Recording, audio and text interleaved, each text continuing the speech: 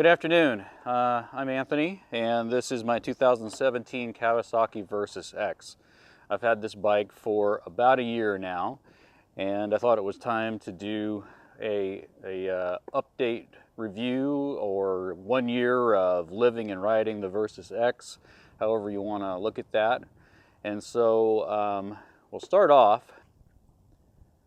When I purchased this bike, I ordered the engine guard. I ordered a 12-volt accessory outlet because I like electronics, radios, and that kind of thing, and I knew I was going to need one. And I also bought this top case. Kawasaki says you're not supposed to put the top case and the side boxes on, which I'm going to possibly incorrectly pronounce as pannier. But you're not supposed to put the panniers and the top box on. I'm not 100% certain if that's because of brackets or just because of the weight. But as long as you don't overload these two, you can pack a fair amount of gear on here with a single rider without exceeding the weight limit.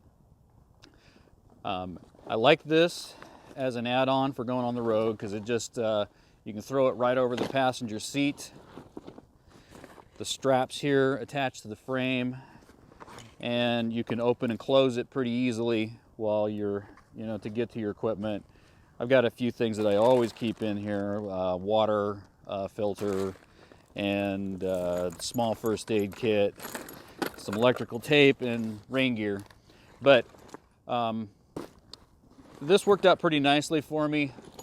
When I edit this video, see if maybe I can get some pictures in from my camping trip. But strap this on, put my sleeping bag and ground pad on up above it, tied it down, and was still able to, get into this to get to some quick access items. So this Overland Duffel by Wolfman was, I think, $1.99, and I like it. It's probably not completely waterproof, but it is water resistant.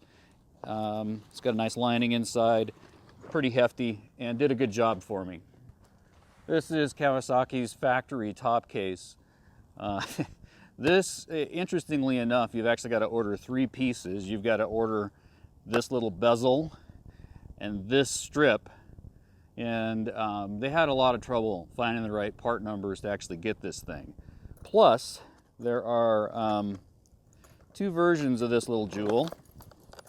One of them does not require this bracket, and the other one does. Well, guess which one I got? I got the one that requires the bracket, because that's the only one they had in stock. Well, that was the only one they could get in stock in a reasonable amount of time. The engine guard, 12-volt lamp, or 12-volt socket, and this top case took about 3 months to come in after I bought the bike. At any rate, this was really simple to put on, just bolts on to the rack that comes with the bike. You can pull this top case off, as you can see, and strap whatever you want on there.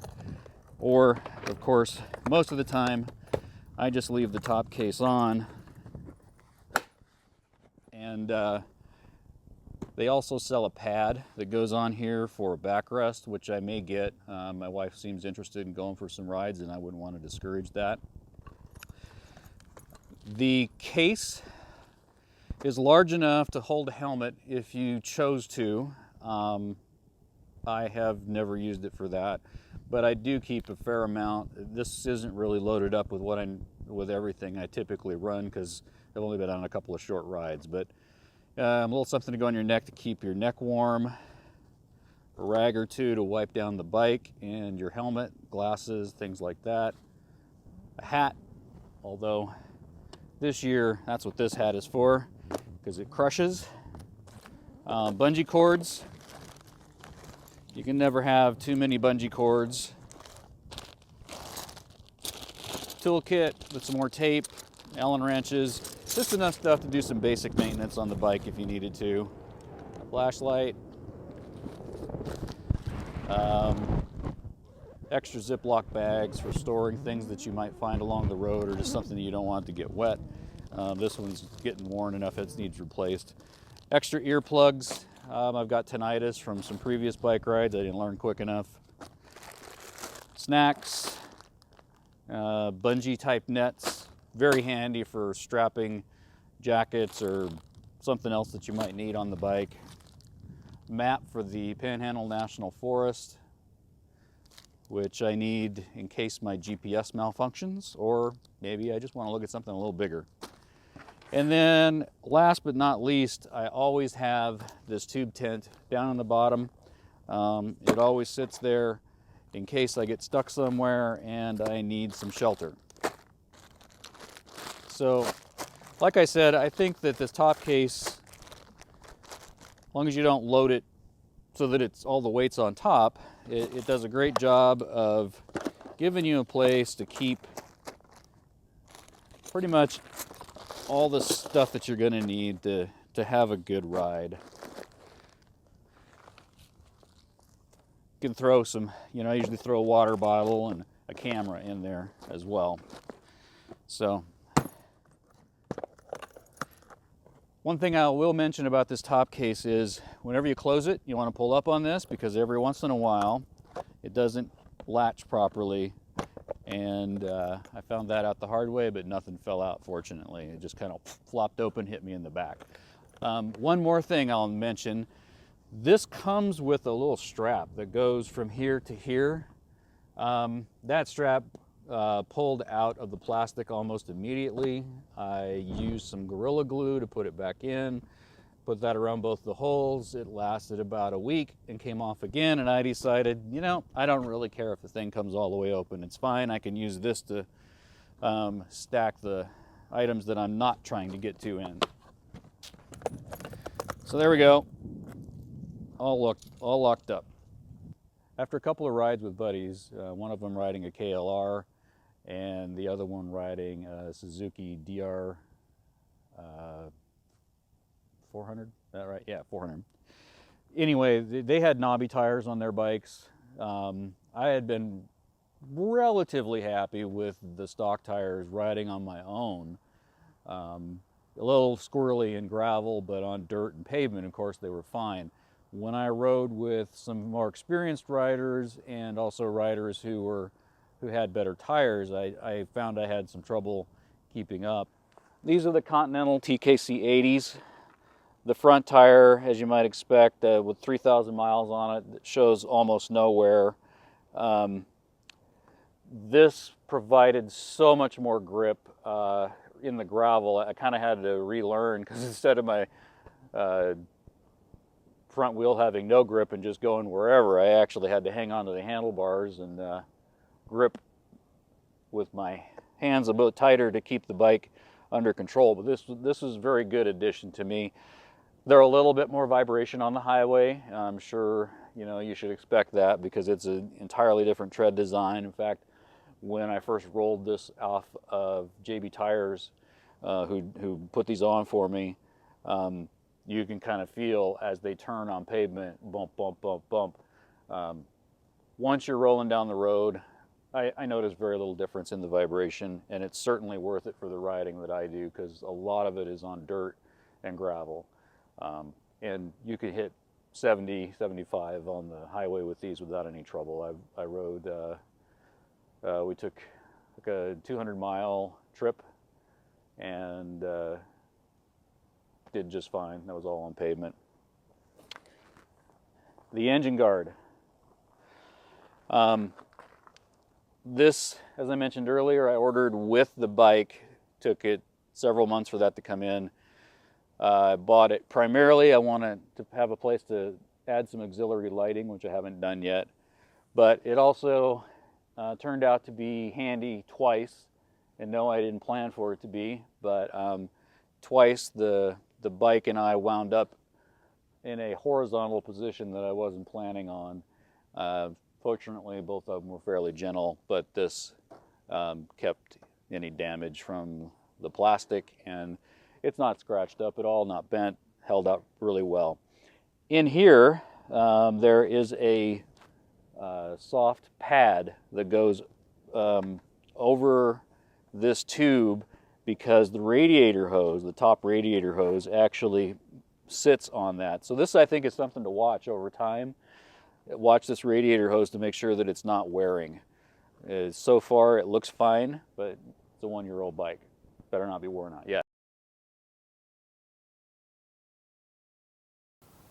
The exhaust pipes run right underneath the engine, and I don't think we want to have them smashed and dinged up.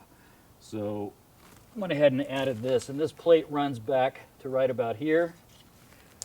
Covers the front of the exhaust system, and the bottom keeps it from being damaged. I've heard some rocks kind of clink off of it and stuff on gravel. Does not impede your access to the oil filter, so your oil changes are still going to be easy. Speaking of that, I think I mentioned this in the video when I did my first oil change, but the factory oil filter does not have a nut on the top of it. So the K&N that I replaced it with does. It's a lot easier to get to the oil filter with a tool if you've got the nut type, as opposed to having to use a regular oil filter wrench. There's just not a lot of room. You got to take this off anyway, but it's just much easier with a wrench than it is with an oil filter wrench. Like I was mentioning earlier, I replaced these two lamps with a higher output LED at a fraction of the wattage of the incandescent ones, and then replaced this headlamp with an Opti 7 flux beam light, and very simple to put in. The model number on this one is MT-H4-HL-6. This is version 1. Who knows, maybe they've got even better ones out by now. All right. So when I first started up, you'll note these lamps come on, and then the headlight. Yes, we are in neutral. Now, this lamp is not lit, so we're going to have to dig into that. Looks like it may have came out of the socket. That's not a good thing. When I go up to get the tail lamp recall addressed, I'll have to look at that. So you know what that means. That means I'll be pulling this back off. At any rate, there's low beam, high beam, low, high. This lamp is much, much brighter than the factory lamp was. So there we go. That is a summary of the changes that I've made in this bike over the last year. I spent a lot of time riding it and not so much time tinkering with it, which I like. That's one of the reasons you get a bike, right? You want to be on the road. The headlamp, excuse me. One thing you might want to look at is the windscreen. I am 5'8", and there is, I don't get buffeting on my head, but there's a lot of wind noise turbulence that is right about here, which really shows up on the GoPros, which are mounted right about there on my helmet, and also necessitates earplugs for sure. So I'm looking at options for this. I put a little clip on, but this is pretty flexible, and I don't like how much that moves. I also didn't like the extra height on the clip because when you're off-road, you kind of don't want it there. Great thing about the clip is, though, that you can just flip it and put it down, and then it's out of your way. I saw a video where someone had taken some bolts and extended the windscreen out several inches, and they said that reduced some of the turbulence, so it's possible I might give that a try. And I might look at getting a windscreen that's just slightly taller or has a slightly different angle, maybe just if it just bent out a little bit, it might throw that air just high enough that it wouldn't be an issue. Of course, the other thing to do would be to just get a short one. That's at some point probably I should take the windscreen off and go for a ride and see what I get. So if you got a shorter one like what the KLR comes with, the turbulence will probably wind up down here instead of right at your head. Okay, Supposed to have a snowstorm coming in, so I hope it doesn't stick. Anyway, catch you later.